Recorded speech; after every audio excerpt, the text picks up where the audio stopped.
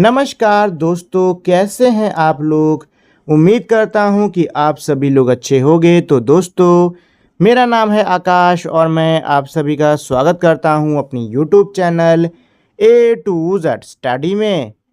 और आज की इस वीडियो में मैं आपको पढ़ाऊंगा कक्षा 2 हिंदी की बुक सारंगी का पाठ नंबर 17 बरसात और मेंढक।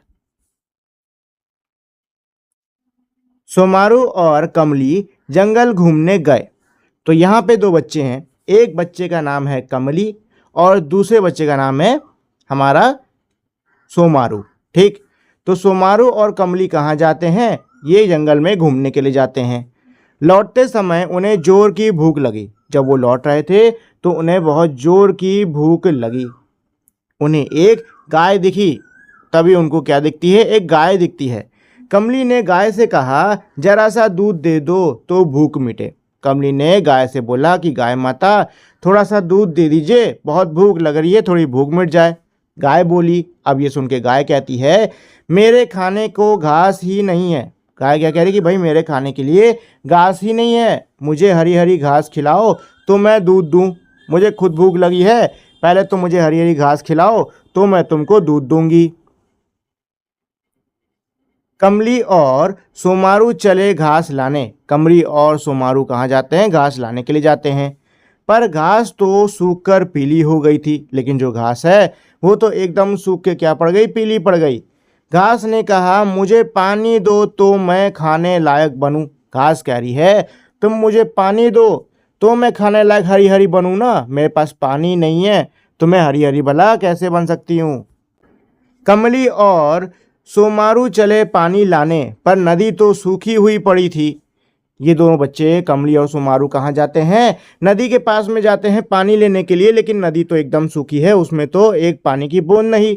नदी ने कहा, बरसात तो हो तो मुझे पानी मिले। नदी क्या कह रही है? बरसात तो हो तो मुझे पानी मिलेगा, बरसात नहीं होगी तो मुझ में पानी कहाँ से आएगा। कमली और सोमारू चले बादल लाने। कमली और सोमारू अब कहाँ जाते हैं? बादल लाने जाते हैं कि भाई बादल लेके आए और बरसेगा बादल तभी पानी आएगा नदी में। पर बादल तो बिना बरसे टंगे थे, लेकिन बादल जो हैं वो बिना बरसे टंगे हैं, बस ऐसे टंगे हुए हैं, बरस रस नहीं रहे हैं। बादल बोले, मेंढक टर टर बोले तब तो मैं बरसूं। बादल कह रहा है कि मैं तभी बरसूंगा जब मेंढक टर टर बोलेगा। ठीक है ना, मैं तब बरसूंगा जब मेंढक टटर बोलेगा। कमली और सोमारू चले मेंढक के पास। अब ये जो दोनों बच्चे हैं कमली और सोमारू, ये कहाँ जाते हैं? मेंढक के पास में।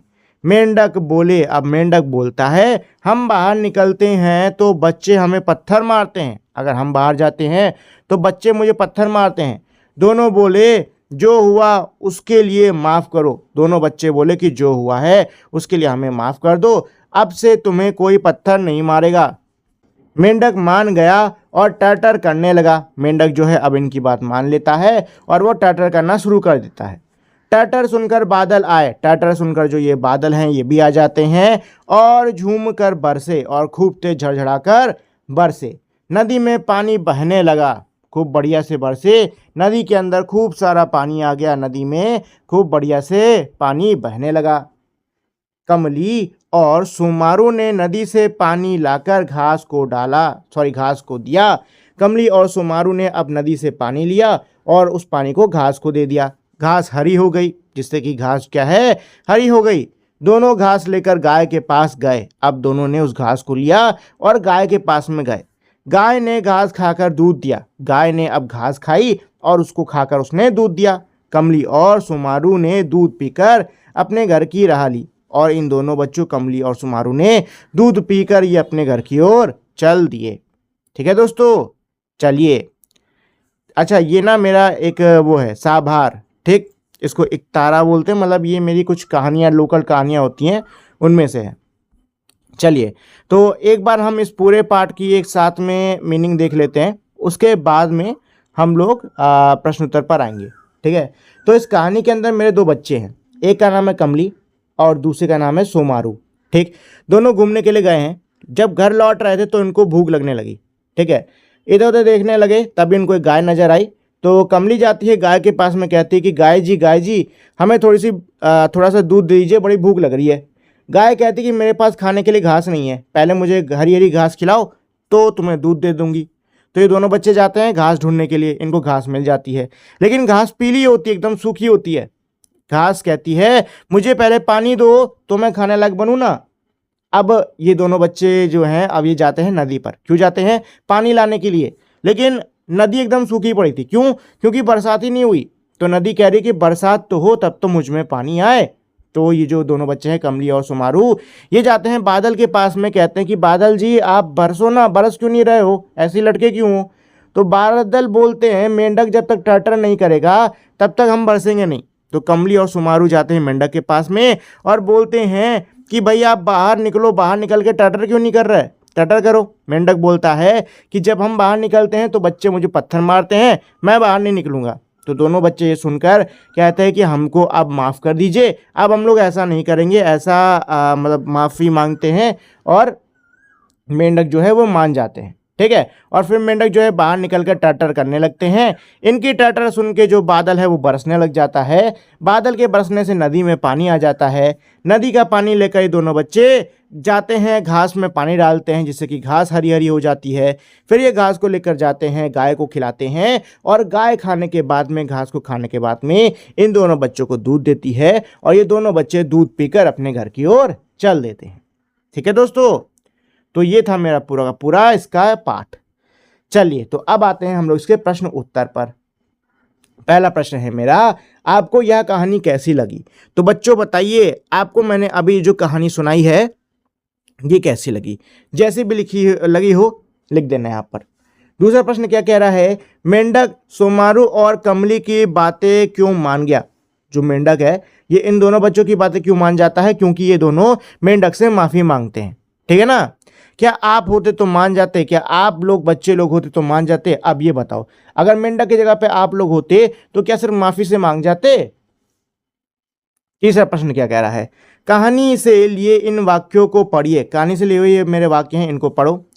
क्या आपने कभी किसी मित्र के साथ ऐसा कुछ किया है जिससे उसे चोट लगी हो या बुरा लगा हो? क्या आप लोगों ने कभी अपने दोस्त के साथ में ऐसा कुछ किया जिससे कि उसको चोट आई हो या फिर उसको बुरा लगा हो? तो अगर आपने कभी ऐसा कुछ किया है तो भाई जाओ उससे माफी मांग लो। ठीक है ना? शब्दों का खेल। तो दोस्तों देखिए, मैं सीधे आपको समझा देता हूं कि इसके अंदर हो क्या रहा है। देखिए, आपको यहाँ पे शब्द लिखने होंगे खाली जगहों पर और इन शब्दों में ये वाले अक्षर आने चाहिए। ठीक है ना? तो कोई भी शब्द आप लिख सकते हो, ये मैं इसमें कुछ लिख दे रहा हूं। चाहो तो आप इन्हीं शब्दों को लिख लो, चाहो तो खुद से भी बना के लिख सकते हो, कोई दिक्कत नहीं है। ठीक, चलिए। चित्रकारी और लेखन। कमली और सोमारू ने घर जाकर क्या किया होगा? अभी जो बच्चे आखिर में क्या है कहानी के, दोनों बच्चे कहाँ चले जाते हैं? घर को चले जाते हैं। अब इसमें ये कह रहे हैं कि मान लो बच्चे घर पहुंच गए। घर पहुंच के इन बच्चों ने क्या किया होगा? चित्र बनाओ और कहानी को आगे बढ़ाओ। चित्र बनाकर कहानी को आगे बढ़ाओ कि बच्चों ने घर जाके ये किया होगा, ये किया होगा। ठीक है?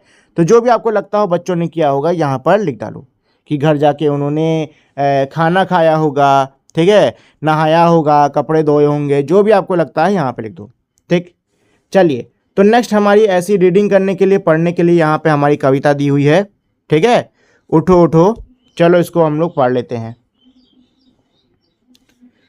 पत्ती डोली, चिड़िया बोली, हुआ सवेरा उठो उठो, छाई लाली आहा निराली, मिटा अंधेरा उठो उठो, आलस त्यागो प्यारे जागो, आंखें खोलो उठो उठो, देखो झांकी भारत माँ की, जय जय बोलो उठो उठो।